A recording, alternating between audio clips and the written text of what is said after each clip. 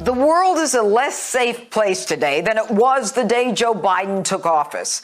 That's because Biden is non-transparent, is blatantly dishonest, and is literally dangerous.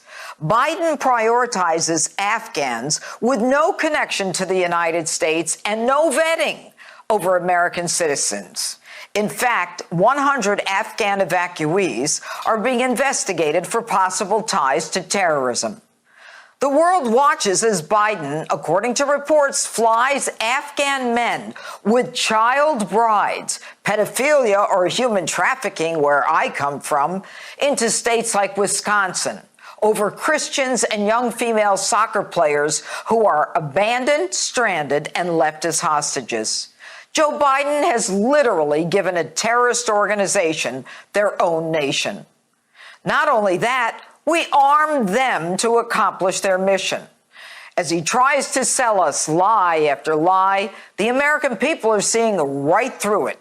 In fact, 51% aren't buying it. His approval rating continues to go down. Right now, 43% is the lowest in his presidency, and 60% disapprove of his handling of Afghanistan.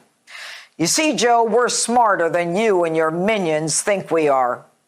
You've been lying for months about Afghanistan, about your exit non-strategy, about your non-decisions, about what your military chiefs have told you or not told you. It's all lies, and dangerous ones at that. You are no longer the commander-in-chief. You are the liar-in-chief. You spew lies as truth and then turn and bobble away, incapable of answering questions. Instead, you send out your puppets on a string to take fake umbrage and double down on your lies. Joe, your behavior is not only a dereliction of duty and your sworn oath to protect and defend the Constitution and the people of the United States, you have aided and abetted the enemy that we fought for 20 years with American blood and treasure. While you try to restrict our Second Amendment gun rights in the homeland, you leave the enemy with billions of dollars of the most sophisticated military equipment in the world.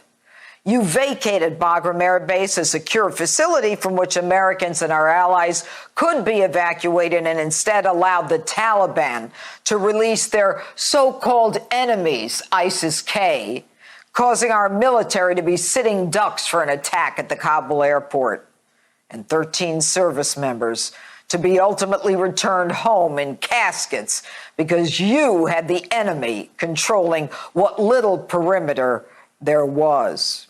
And your cold, unconcerned boredom as you repeatedly look at your watch as those caskets were placed on the tarmac was a disgusting display of your animus and your inability to feel for anyone but yourself. And you talked about yourself to shocked and grieved parents, and you have the gall to actually call the exit an extraordinary success? As we close 20 years of war and strife and pain and sacrifice, it's time to look at the future, not the past. The extraordinary success of this mission was due to the incredible skill, bravery, and selfless courage of the United States military and our diplomats and intelligence professionals. Liar. For the 18 months before your chaotic, incoherent entrance onto the world stage, not one American was touched, not one American harmed or threatened in any way, because they knew Donald Trump would respond. For 18 months, not one American soldier was killed. Not one.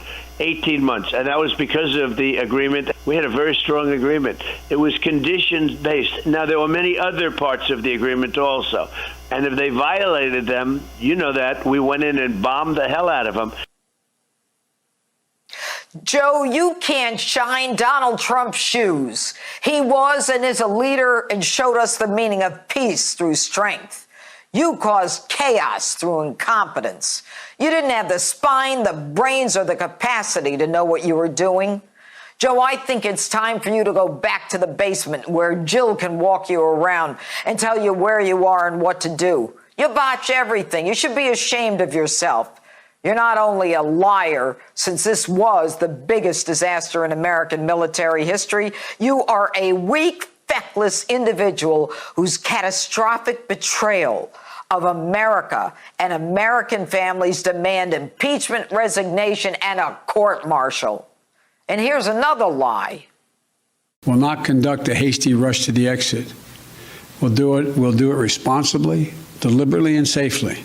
There is a home for you in the United States, if you so choose, and we will stand with you just as you stood with us. If there's American citizens left, we're going to stay till we get them all out.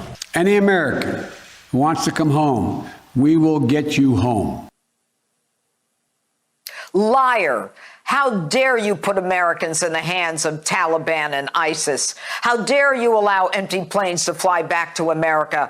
How dare you not have the military search for Americans like other countries did for their people? How dare you have your State Department threaten private organizations and a network of veterans of real Americans who are trying to return Americans and our Afghan allies home? I just learned multiple attempts to State Department and the Department of Defense have basically been brushed off. They are not interested in our lists of U.S. citizens who are trying to get in. They were not interested in our list of U.S. green card holders. So they were behind the eight ball the entire time. When I hear from Anthony Blinken and Jake Sullivan, they tend to repeat the lies of the administration more than most. And I think the State Department has a lot to answer for on this. We haven't had any contact with them since, and I believe it's because they were caught up in that. And so what they did by playing politics on this, for whatever reason. So you don't know who shut you down from landing? I don't know I don't know who shut us down, but I think it was 100% directed from the State Department. Joe, are you really an American? I don't know of any leader from local town council and up who would leave Americans behind and bring in unvetted Afghans with child brides in violation of our laws. Are you delusional? In your head, you actually expected the world to applaud you for ending the longest war in American history. You were teed off because you thought that September 11th would be about you.